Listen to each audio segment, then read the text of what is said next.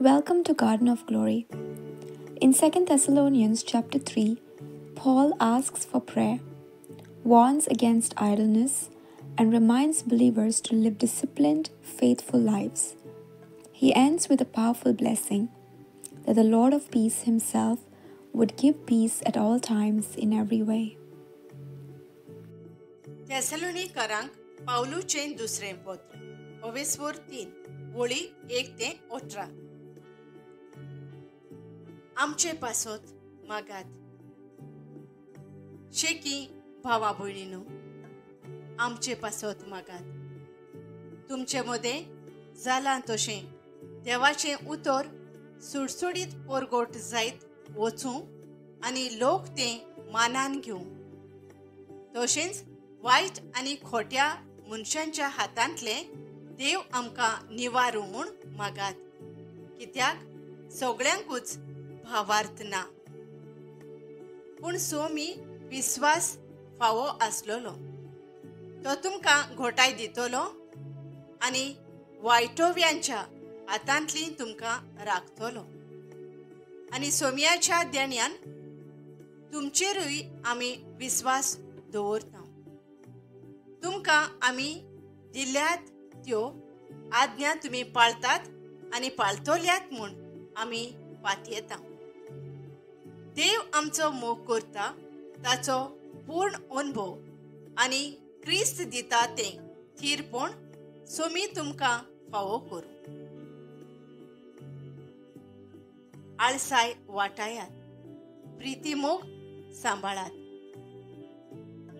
भावा भयणीनो, आमच्या सोम्या जेजू क्रिस्ताच्या नांवान आमी तुमकां हो हुकूम घालता.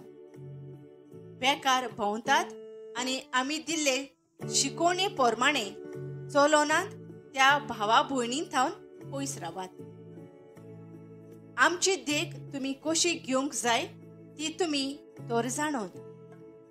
तुमचे मदें आमी आसल्याव तेन्ना आमी बेकार भोंवनासल्याव कोणाच कडचें फुंक्या आमी जेवंक ना. परतें जाल्यार कोणाकूच जोड जायना जावंक कोश्ट करून आनी हारपीत जावन दीस रात आमी वावर केला. आमकां हक्क नासलो म्हूण न्हय, पूण तुमी आमची देख घेवचे खातीर आमकांच तुमचो नमुनो करून दवरूंक आमी अशें केलें. देखून आमी तुमचे मदें आसल्याव तेन्ना आमी तुमकां दिला तो नेम असो: कोणाक वावर करची खुशी ना तर तांणी जेवचेय न्हय.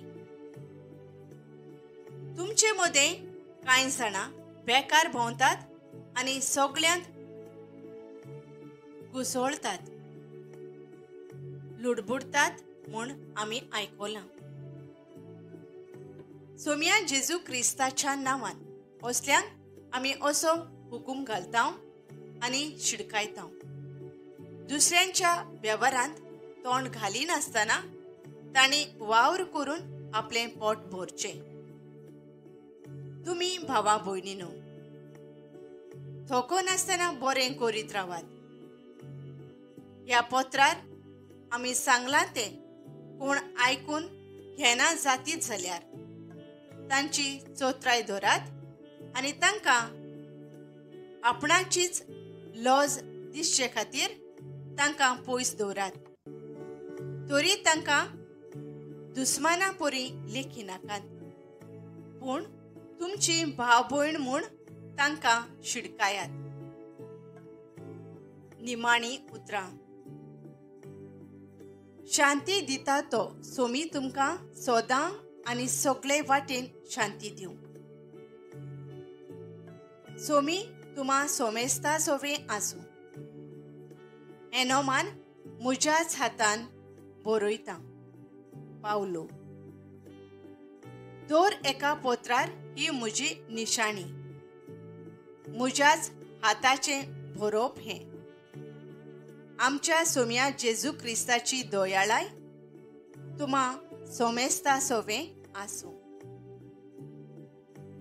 Paul begins with humility, asking the church to pray for him and his companions, that the word of the Lord may spread quickly and be honored.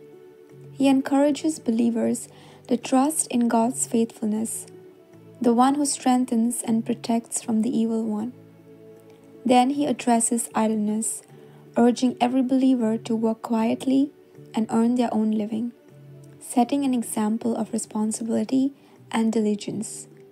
Paul's words remind us that faith is active.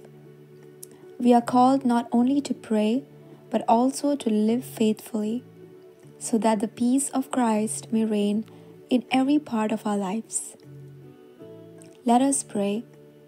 Lord of peace, thank you for your faithfulness that strengthens and guards us. Teach us to live disciplined lives, to work faithfully, and to walk in ways that honor you. Fill our homes, our hearts, and our communities with your peace at all times, in every way. May your grace be with us always.